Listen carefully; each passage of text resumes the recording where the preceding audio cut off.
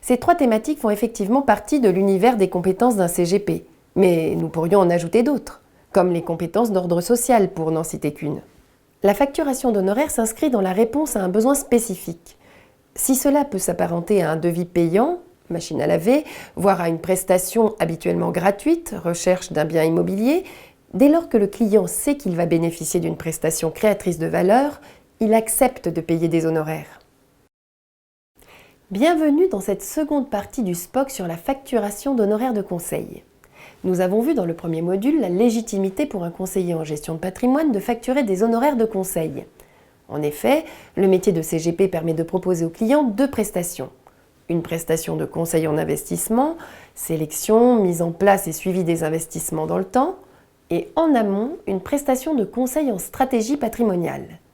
Nous verrons lors de la présentation du processus d'information sur la facturation d'honoraires que le conseiller doit être parfaitement clair sur sa démarche et sa prestation et avoir les éléments de preuve de la valeur qu'il va apporter. Mais avant cela, il convient de déterminer qui sont les clients cibles. Vous, à qui pensez-vous?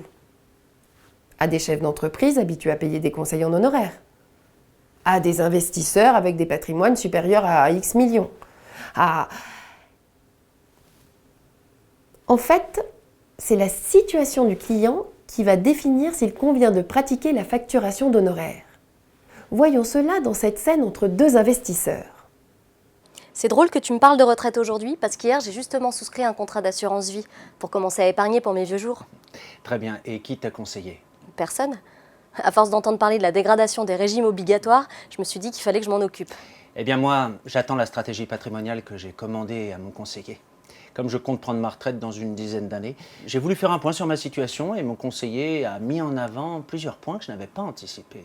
Ah bon? Lesquels par exemple? L'écart d'âge entre Élise et moi, l'historique de mes mariages et leur impact, la fiscalité des placements réalisés et l'optimisation de ceux que je dois faire au regard du montant prévisionnel de ma pension de retraite.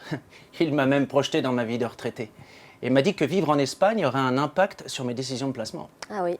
Du coup, il m'a proposé une étude complète qui devrait me coûter entre 1 500 et 2 500 euros. Tu devrais y penser toi aussi.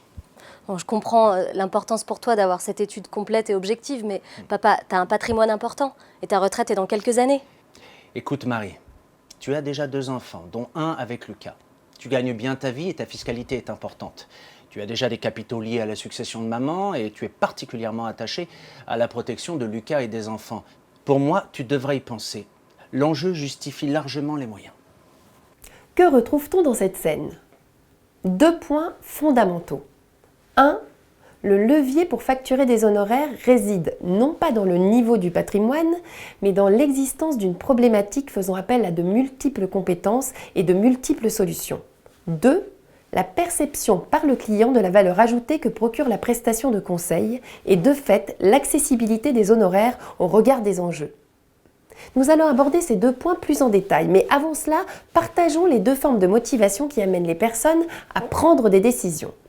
En fait, les personnes que l'on rencontre abordent les situations de 2 manières. La première catégorie pense aux conséquences de la situation présente. C'est la population qui souhaite s'éloigner d'eux. Par exemple, pour ma retraite, si je compte sur les régimes obligatoires, je n'aurai pas les moyens de bien la vivre. La seconde catégorie pense à l'inverse. C'est la population qui souhaite aller vers. À la retraite, je souhaite avoir les moyens de voyager 3 mois par an et je profiterai pleinement de mes enfants et petits-enfants. Pour communiquer avec ces 2 catégories, nous vous recommandons d'intégrer les 2 populations, histoire d'être sûr de répondre au mode de votre interlocuteur, en démarrant par s'éloigner d'eux tout en aller vers. Cela pourrait être « Je vous propose pour votre retraite de ne pas dépendre des régimes obligatoires », tout en optimisant votre retraite à un niveau vous permettant de voyager 3 mois par an en profitant de vos enfants et petits-enfants. Mais revenons maintenant sur le point déclencheur de votre décision de facturer ou non des honoraires de conseil. Soyez attentifs à cette scène qui va mettre en avant les différentes facettes de nos compétences qui légitiment pleinement la facturation d'honoraires de conseil. T'as vraiment du bol, toi, de rencontrer des clients qui acceptent de payer les honoraires de conseil. Oh, tu sais la chance, Non mais je comprends pas, on fait le même métier. c'est sûr. Mais dis-moi Paul, lorsque tu travailles sur un dossier complexe, est-ce que tu sais sur quelles compétences tu t'appuies pour faire tes préconisations? Je vois pas où tu veux en venir en fait. Par exemple, Est-ce que tu abordes les aspects financiers des placements de tes clients? Analyse leur performance, leur niveau de risque. Établis des projections sur les besoins futurs exprimés. C'est le b.a.-ba de notre job. Hein. Bien. Et les aspects civils, c'est le b.a.-ba? Est-ce que tu abordes les aspects matrimoniaux ou les aspects de détention de produits, leurs conséquences, qu'ils soient propres ou communs? Oui, c'est important, oui, évidemment. Ok. Est-ce que tu traites de la fiscalité du patrimoine et du revenu de tes clients, et celle attachée à leur placement? Oui, très souvent, on aborde les sujets d'optimisation fiscale et effectivement, c'est un sujet important pour les clients. Parfait. Et quid en cas de décès prématuré? Est-ce que tu abordes le volet social pour ton client et ses proches? Obligé. Notre métier est d'anticiper, donc on ne peut pas faire l'impasse sur le volet social. Hein. Alors dis-moi Paul, qu'est-ce que tes clients apprécient dans ton travail? J'imagine qu'ils apprécient ma démarche qui vise à mettre en place les meilleures solutions au regard des enjeux que l'on traite. Et tu fais ça systématiquement? Oui. Et j'adore cette partie de mon job qui vise à chercher plusieurs pistes pour finaliser la meilleure proposition. Parfait, et donc tu proposes de véritables stratégies patrimoniales?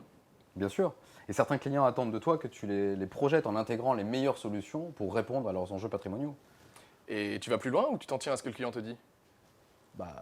Par exemple, est-ce que parfois tu te montres indiscret ou tu soulèves des sujets sensibles? Oui, effectivement, cela arrive assez souvent quand on aborde le thème de la transmission. Hein. Et là, on sent que les problèmes de famille, ça n'arrive pas qu'aux autres.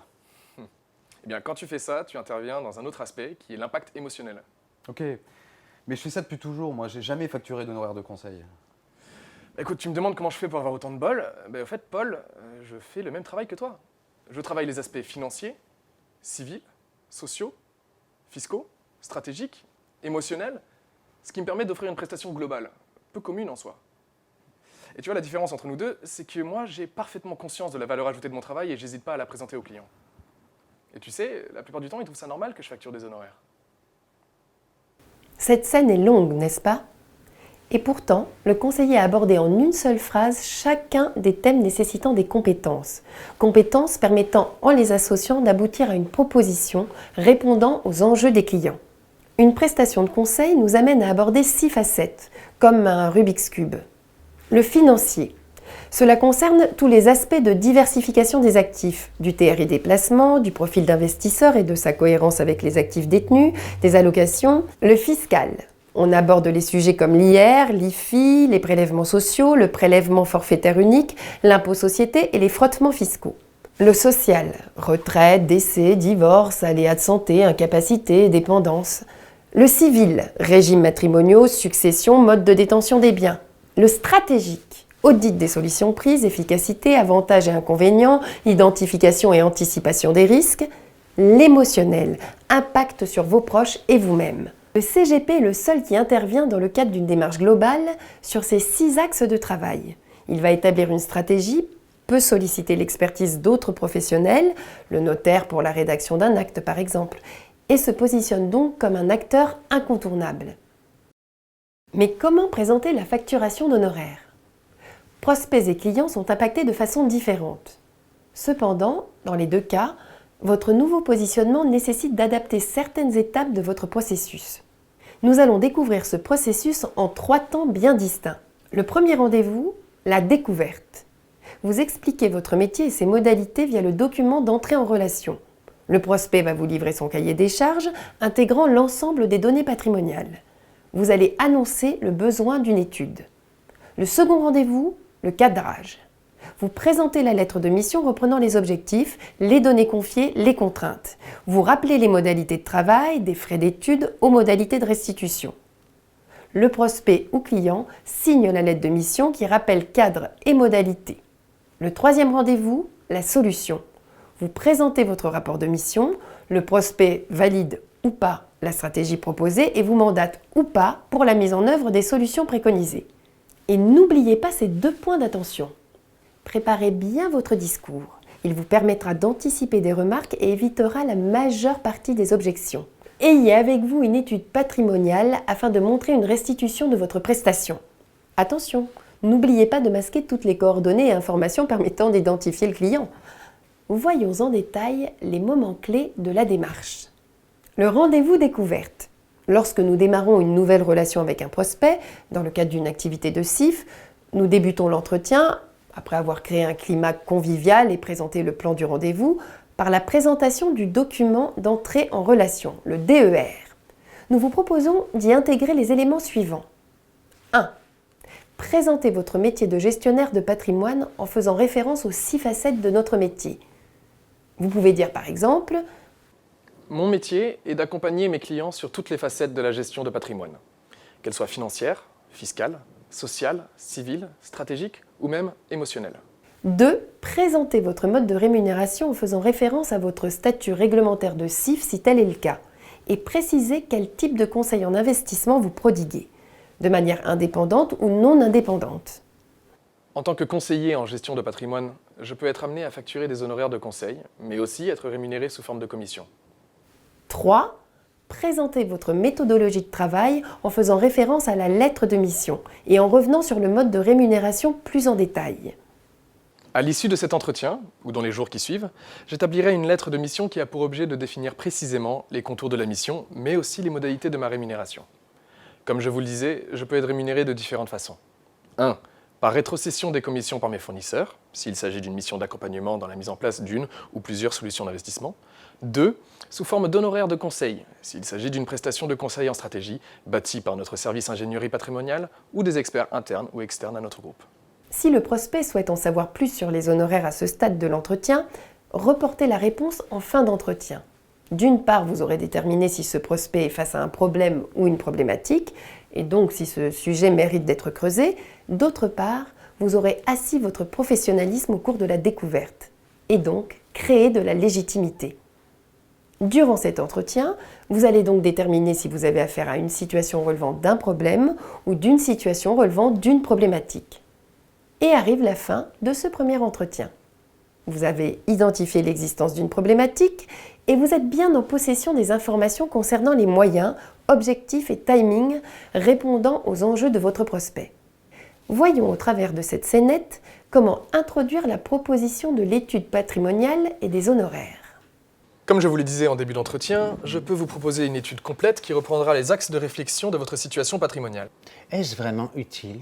Je suis convaincu après cet entretien qu'elle est absolument nécessaire. Si je reprends certains points de notre échange, vous souhaitez préparer votre retraite en tenant compte de l'écart d'âge avec votre seconde femme. Vous souhaitez également une analyse précise de vos placements qui vous semblent aujourd'hui peu performants. Vous souhaitez d'ailleurs que l'on réfléchisse à une optimisation de vos placements et de vos revenus futurs en tenant compte de la fiscalité. Il y a d'ailleurs une forte probabilité que vous soyez non résident à la retraite, votre souhait étant de vivre en Espagne. C'est vrai que présenté comme cela... Je vais me rapprocher de l'ingénierie patrimoniale. Nous allons croiser nos expertises sur votre situation et les solutions envisagées. Merci. En effet, il me semble important de se poser pour bien étudier les tenants et les aboutissants et parvenir à un plan d'action cohérent avec vos objectifs et votre surface patrimoniale. Qu'en pensez-vous? Plutôt intéressant. Mais dites-moi, quel est le prix d'une telle étude? Compte tenu des dernières études que j'ai réalisées avec l'ingénierie patrimoniale, je peux vous indiquer une fourchette de prix pour cette étude. Les honoraires oscilleront entre 1 500 et 2 500 €. Ils tiennent compte des données que j'ai collectées, de leur interactivité complexe et du nombre d'heures indispensables pour rédiger le rapport précis et complet. Sachez que je vous communiquerai le prix définitif lors de notre prochain rendez-vous et qu'il fera l'objet d'une lettre de mission. L'objectif sera de vous livrer une étude de ce type. Voici une étude que j'ai récemment réalisée pour un client que j'ai évidemment masqué, laquelle reprend les 6 axes de travail que je vous ai présentés et le levier d'une telle stratégie dans la réalisation de ces objectifs. Reprenons les étapes de la présentation de l'étude, lettre de mission et tarifs. On rappelle qu'au début de l'entretien, on avait évoqué l'existence des honoraires de conseil. On affirme notre conviction sur la nécessité de réaliser cette étude. On argumente sur la complexité de la situation en utilisant quelques éléments du bilan patrimonial. On intègre la participation de l'ingénierie patrimoniale à ce travail d'expertise. On demande l'avis du prospect. Qu'en pensez-vous? Ensuite, on indique une fourchette de prix en faisant référence à son expérience. On donne des éléments de compréhension sur le prix, et notamment le temps de travail. On montre une étude pour démontrer la qualité du travail et on met en avant la valeur ajoutée pour le client. Je vous recommande de vous approprier ce mécanisme et de le répéter. Pourquoi? D'une part, la fluidité de votre discours démontrera à votre interlocuteur que la pratique d'honoraires est habituelle pour vous et donc pour la clientèle que vous gérez. D'autre part, en présentant ce processus, vous allez annihiler certaines remarques ou objections de vos prospects. Bien, pour conclure, nous avons abordé lors de ce module l'identification d'une problématique, élément déclencheur de l'étude, les 6 facettes de notre métier qui créent la valeur et légitiment les honoraires de conseil, la présentation de votre prestation de conseil avec honoraires lors du premier rendez-vous. Exercez-vous et retrouvons-nous dans le 3e module pour découvrir la suite du process de présentation des honoraires de conseil avec notamment la gestion des remarques ou objections de vos interlocuteurs.